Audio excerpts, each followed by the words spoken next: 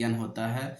जीव विज्ञान के जनक अरस्तु को बोला जाता है। याद रखिएगा, एक क्वेश्चन हमेशा पूछा जाता है कि जीव विज्ञान के जनक कौन होते हैं, तो अरस्तु होते हैं। जीव विज्ञान के दो शाखाओं में बांटते हैं। याद रखिएगा, जीव विज्ञान के दो शाखाओं में बांटते हैं, जिसे हम जूलॉजी और बॉटनी के नाम से जानते हैं। जूलॉजी में हम लोग किसका अध्ययन करते हैं, जंतुओं का अध्ययन करते हैं। और बॉटनी में हम किसका अध्ययन करते हैं, तो बॉटनी में हम पेड़ पौधा के बारे में अध्ययन करते हैं। तो ये जूलॉजी और बॉटनी हम समझ गए कि जूलॉजी में हम जंतुओं का अध्ययन करते हैं, जबकि बॉटनी में हम लोग किसका अध्ययन करते हैं, पेड़ पौधा का अध्ययन करते हैं। किसी भी तरह की समस्या हो तो आप कमेंट कर सकते हैं, मैं उसका निश्चित तौर पर सॉल्यूशन देने का प्रयास करूंगा। तो चलिए आगे चलते हैं। अब कोशिका का डिफाइन करते हैं। ये तो समझ गए कि बायोलॉजी में हम दो चीज़ों को अध्ययन करते हैं। पहला चीज़ की बात करेंगे तो हम जूलॉजी, जिसमें हम जंतुओं का अध्ययन करते हैं, और दूसरा बॉटनी होती है, जिसमें हम लोग पेड़ पौधे का अध्ययन करते हैं। तो ये समझ में आ ही गया होगा। जीव विज्ञान के जनक कौन कौन होते हैं, अरस्तु। जीव विज्ञान के जनक कौन होते हैं, अरस्तु साहब को जीव विज्ञान के जनक के रूप में जाना जाता है। ठीक है। जूलॉजी के जनक जो होते हैं वो अरस्तु होते हैं। जूलॉजी के जनक कौन हैं, अरस्तु साहब। ये क्वेश्चन पूछा गया है क्वेश्चन कि जूलॉजी के जनक कौन होते हैं, तो अरस्तु। ठीक है। तो अब हम कोशिका के बारे में अध्ययन करते हैं। कोशिका को इंग्लिश में सेल बोला जाता है। कोशिका को इंग्लिश में क्या बोला जाता है, सेल बोला जाता है। कोशिका का अध्ययन साइटोलॉजी कहलाता है। कोशिका को सर्वप्रथम खोज किसने किया था, तो रॉबर्ट हुक ने 1665 ईस्वी में खोज किया था। इन्हें मृत कोशिका की खोज किया था। कैसी कोशिका खोज किया था, तो मृत कोशिका की खोज किए थे।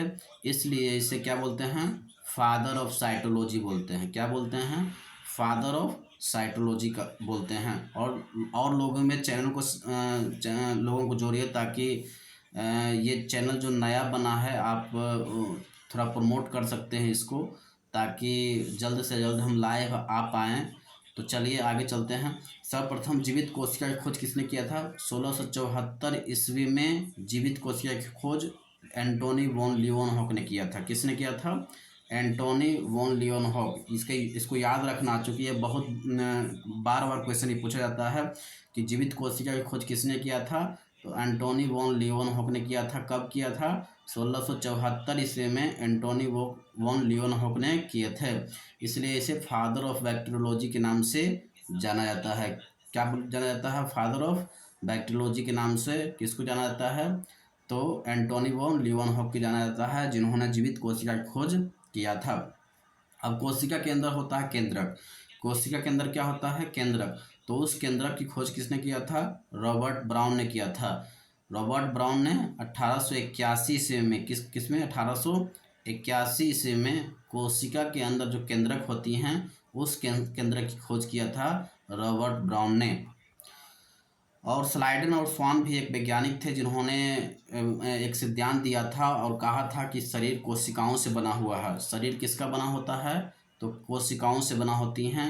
अतः कोशिका जो होती हैं शरीर की सबसे छोटी इकाई होता है। आप जहाँ पर भी शरीर में देख रहे हैं, जितने भी मसल से लेकर के चमड़ा जो भी आपको दिखाई पड़ रहा है, वो उसमें क्या होता है, सेल्स ही तो होते हैं। लेकिन सेल्स के अंदर भी पार्ट्स होते हैं। इसलिए हम कहते हैं कि शरीर की सबसे छोटी अगर इकाई है तो वो क्या है, वो कोशिका होती है। शरीर की सबसे छोटी इकाई क्या होती है, कोशिका होती हैं। ये याद रखिएगा, ये क्वेश्चन भी पूछा जाता है। और कोशिका सिद्धांत किसने दिया था, तो स्लाइडन और स्वान ने दिया था। स्लाइडन और स्वान दो एक ही नाम है, स्लाइडन और स्वान। ये वैज्ञानिक ने क्या किया था, कोशिका सिद्धांत दिए थे और बताए थे कि ये शरीर जो है वो किसकी बनी होती है, तो कोशिका की बनी होती हैं।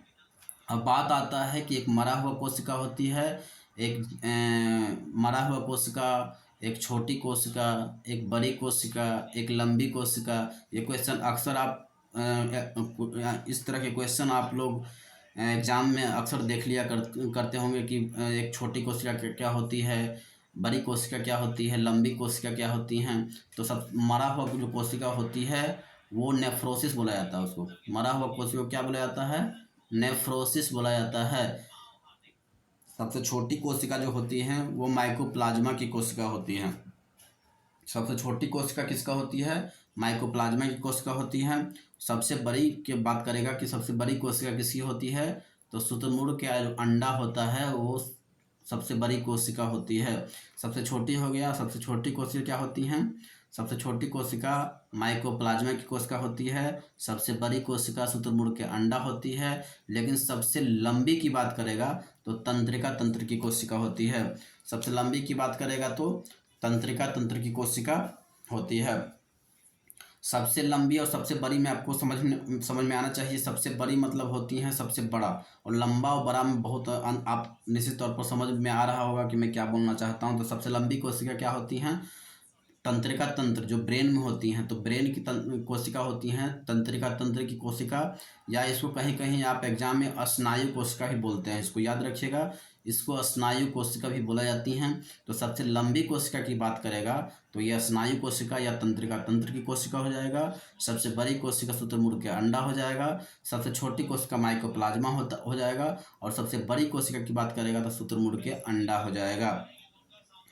अब प्रश्न उठता है कि तंत्रिका तंत्र में कोशिका विभाजन होती है या नहीं होती है।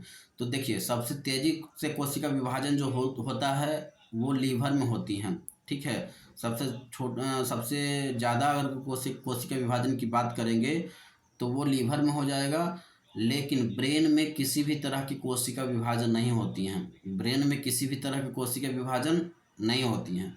जब इस अतः हम बोल सकते हैं कि अगर जब कोशिका विभाजन सर में नहीं होगा तो निश्चित तौर पर जब एक्सीडेंट हो जाता है तो आप देखते हैं कि स्वतः ही उसकी मौत हो जाती है। क्यों? क्योंकि वहाँ पर कोशिका विभाजन होती ही नहीं है। तो जब कोशिका विभाजन नहीं होगी तो आप जानते होंगे कि अनियंत्रित कोशिका विभाजन जो होती है वही कैंसर का रूप ले लेता है। अनियंत्रित जो कोशिका विभाजन होती है वो कैंसर कहलाता है, जहाँ पर बहुत सा कोशिका डिवीजन कर लेते हैं। तो जब बहुत सा कोशिका डिवीजन करेंगे तो निश्चित तौर पर वहाँ पर कैंसर का रूप ले लेगा।